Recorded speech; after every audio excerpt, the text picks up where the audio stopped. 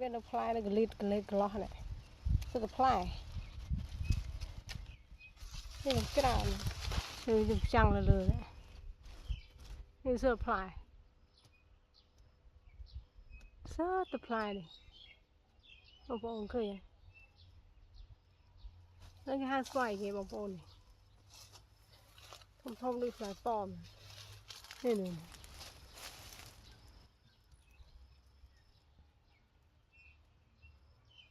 Haiច្រើននេះបងប្អូននេះនៅផ្លែឡើងដល់ដីនេះផ្លែឡើងដល់ដី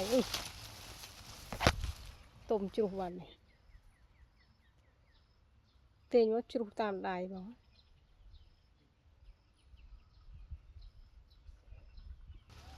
នេះ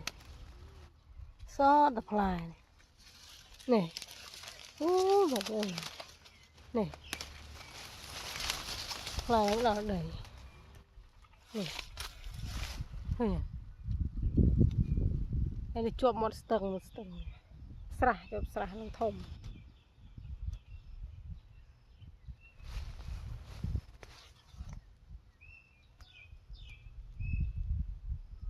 ស្រ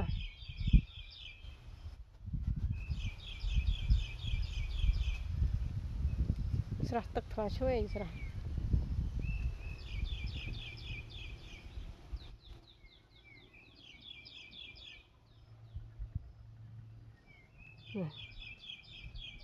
ផ្លែបាក់មេឃបាក់ធៀងអាលី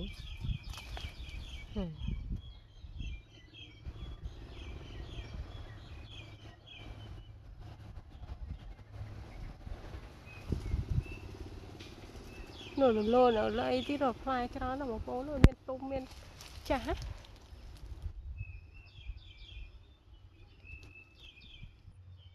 អានោះក៏ហមទុំមើលបងប្អូន